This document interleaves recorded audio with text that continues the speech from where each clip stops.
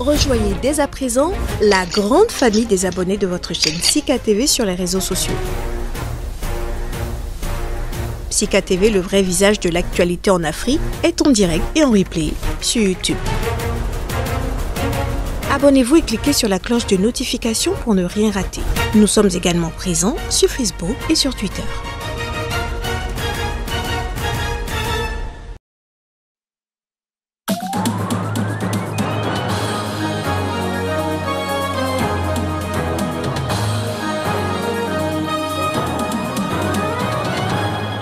Muhammadu Buhari appelle à l'unité dans son pays. Le message du dirigeant nigérian intervient après les violences enregistrées près de la ville de Jos, dans le centre du Nigeria.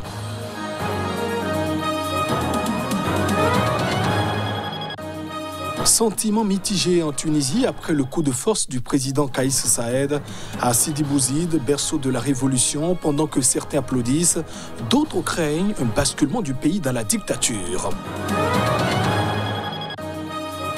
Et puis toujours en Tunisie, Nabil Karoui, chef d'un parti libéral, arrivé second à la présidentielle de 2019, a été arrêté dimanche en Algérie.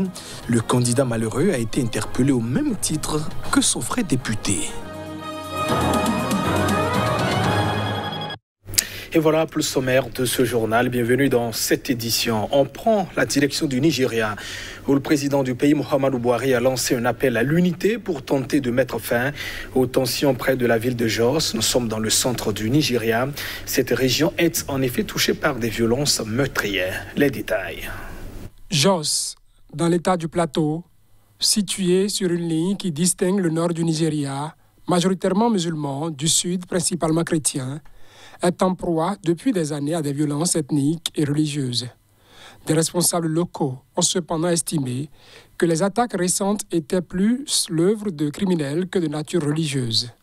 Les tensions sont fortes dans l'état du Plateau depuis la mort ce mois-ci d'au moins 23 personnes dans l'attaque d'un convoi de pèlerins musulmans par une milice chrétienne. La police a accusé de jeunes Irigwe, ethnie majoritairement chrétienne, d'avoir attaqué ce convoi de 5 bus avec des pèlerins musulmans à bord qui revenaient de l'état voisin de Bauchi, où ils avaient célébré le nouvel an islamique. Un représentant des Irigwe a rejeté toute responsabilité dans cette attaque. Un peu plus d'une semaine plus tard, des hommes armés ont attaqué un village à majorité chrétienne près de Jos, tuant au moins 18 personnes et incendiant des maisons. Nos communautés doivent s'unir contre ces horribles attaques. La violence punitive n'est pas la réponse, écrit le bureau du président Buhari dans un communiqué publié dimanche soir. Ces tensions dans le centre du Nigeria, un pays où vivent plus de 250 groupes ethniques, ne représentent qu'un des nombreux défis sécuritaires auxquels est confronté le pays le plus peuplé d'Afrique. Les forces de sécurité luttent par ailleurs depuis 12 ans contre une insurrection djihadiste dans le nord-est du pays, contre des gangs de kidnappeurs dans le nord-ouest et des velléités séparatistes dans le sud-est. Et on reste toujours au Nigeria, plus précisément dans le centre du pays, grenier du Nigeria, du pays le plus peuplé d'Afrique, où de nombreux agriculteurs fuient les violences dans les zones rurales, avec des conséquences désastreuses sur les récoltes, et notamment le coût déjà élevé des denrées alimentaires. À cause de l'insécurité dans l'état de Benue, le pays n'arrive plus à produire assez pour nourrir correctement sa population. Reportage. Il est arrivé ici après avoir fui l'insécurité qui gangrène l'état de Benue, dans le centre du Nigeria. Ce riziculteur va devoir se contenter cette année de cultiver une parcelle de 8 hectares, proche de la capitale régionale Makurdi. Rien à voir avec les vastes terres fertiles qu'il a dû abandonner à 2 heures de route de là. Je possède une ferme d'environ 100 hectares. J'étais là depuis de nombreuses années. Mais cette année, je n'ai pas pu accéder à ma ferme après le labourage et le herçage. Selon l'ONU, plus de 9 millions de Nigérians pourraient se retrouver en situation d'insécurité alimentaire cette année. Et pour le gouverneur de la région, membre d'un parti d'opposition, c'est la croissance économique du pays tout entier qui est menacée. Si vous avez plus de 1,5 million de personnes qui sont déplacées et ne peuvent pas retourner sur leur terre ancestrale où ils cultivent, alors cela devient un grand défi. Toutes ces récoltes perdues font évidemment flamber le prix des denrées alimentaires. Il a augmenté de plus de 22% en juin. Pour cet économiste, le Nigeria doit rouvrir les frontières qu'il avait fermées, d'abord pour lutter contre la contrebande, notamment de riz, puis à cause de la pandémie. Quand vous ouvrez les frontières, vous alimentez suffisamment le marché local et les prix seront obligés de baisser. Les agriculteurs de l'État de Benue, justement, préféreraient que le gouvernement lutte contre l'insécurité au lieu d'importer pour faire baisser les prix sur les marchés. Pouvoir à nouveau nourrir leur pays, eux, n'attendent que ça. En République démocratique du Congo, 2 gouverneurs de province sont poursuivis pour malversation financière. Ils ont été mis à la disposition de la justice par l'Inspection générale des finances congolaise. L'Inspection générale des finances congolaises a mis Atou Matubwana, gouverneur du Congo central, et Wale Lofungula de la Topo à la disposition de la justice. Le premier est suspecté du détournement de plus de 5 millions de dollars, soit plus de 10 milliards de francs congolais. Cet argent est destiné aux services civils et militaires de sécurité et de justice. Ses collaborateurs sont suspectés de complicité dans ce détournement. Selon l'instruction donnée par la Direction générale de migration à tous ses services, le gouverneur du Congo central ne peut pas sortir du territoire congolais. Atou Matubwana n'est pas le seul.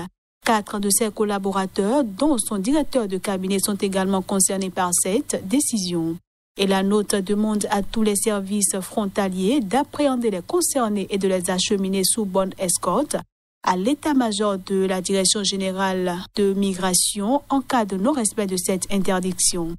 Le second, Wale Lufungula, lui, fait l'objet d'une plainte introduite à la Cour de cassation pour tentative de détournement des fonds alloués aux victimes des guerres que la ville de Kisangani a connues lors de l'occupation par les armées rwandaises et ougandaises il y a près de 20 ans pour un montant de 21 000 $ environ.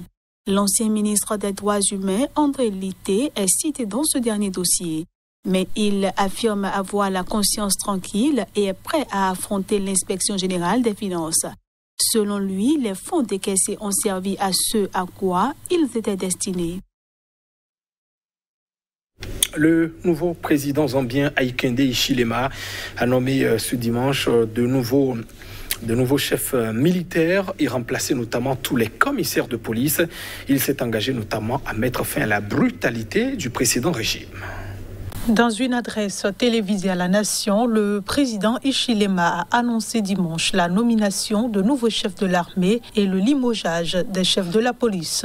Je relève tous les commissaires de police avec effet immédiat, a-t-il déclaré sans donner davantage de précision. Le chef de l'État zambien a également exhorté la police à procéder à des enquêtes approfondies avant d'arrêter des suspects, soulignant que personne ne devrait être arrêté avant la fin des investigations. Les défenseurs des droits humains ont accusé le prédécesseur d'Hichilema, Edgar Lungu, d'avoir mené une répression brutale contre les dissidents sous son mandat et dénoncé des violences policières qui ont fait au moins 5 morts depuis son élection en 2016.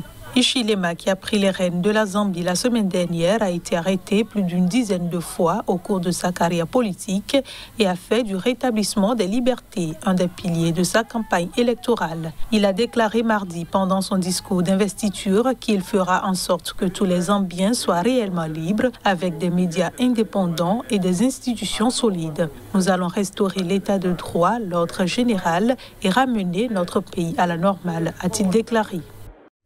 En Tunisie, si les habitants de Sidi Bouzid, qui est le berceau de la révolution du pays, saluent le coup de force du président Kaïs Saïed, ils ne restent cependant pas moins prudents. Ils expriment notamment leur crainte de voir le pays de nouveau basculer vers la dictature. C'est à Sidi Bouzid, au centre-ouest de la Tunisie, que le vendeur ambulant Mohamed Bouazizi s'est immolé par le feu le 17 décembre 2010, déclenchant un soulèvement qui a mis fin au règne sans partage du président Zine El Abidine Ben Ali. Mais au fil des années, l'espoir d'un avenir meilleur a cédé la place à la déception et la colère contre la classe politique en l'absence d'amélioration sociale. Lors des manifestations survenues ces dernières années en Tunisie, les slogans phares de la révolution réclamant dignité et travail ont été scandés ainsi que des appels à dissoudre le Parlement, ce qui est réalité depuis fin juillet. Kaïs Saïed, élu en 2019, a invoqué la Constitution pour s'octroyer les pleins pouvoirs, limoger le chef du gouvernement et suspendre le Parlement, suscitant à travers le pays des réactions mitigées. Il détient tous les pouvoirs. Je suis inquiet que Kaïs Saïed prenne le chemin de la dictature. J'espère qu'il sera sincère dans ses décisions et que ses décisions iront dans le bon sens. Je me sentais étouffé. Après ce qu'il s'est passé, il y a eu un sentiment de bonheur, d'espoir, car ce monsieur Kaïs Saïed est propre. Ce n'est pas un voleur. Tous ceux qui nous ont gouvernés avant lui étaient des voleurs. Ils nous ont pillés.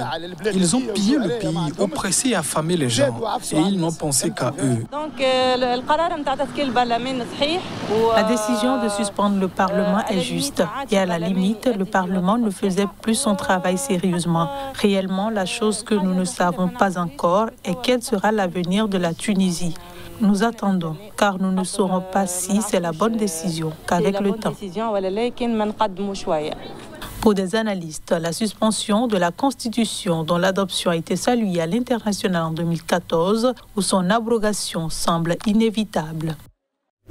Nabil Karoui, chef d'un parti libéral arrivé deuxième à la présidentielle de 2019 en Tunisie, a été arrêté ce dimanche en Algérie, ainsi que son frère député. L'information a été donnée par les médias tunisiens. Selon Radio Mosaïque FM, une radio privée dimanche dernier, la police aux frontières algériennes a arrêté Nabil Karoui, leader du parti Koual Tounes et Ghazi Karoui dans la région de Tébessa, dans le nord-est de l'Algérie. Un dirigeant du parti, Koual Tounes, Oussama Khelifi, a indiqué lundi à des médias que le parti attendait une information officielle des autorités tunisiennes et algériennes qui n'ont pas confirmé jusqu'ici l'arrestation des deux frères.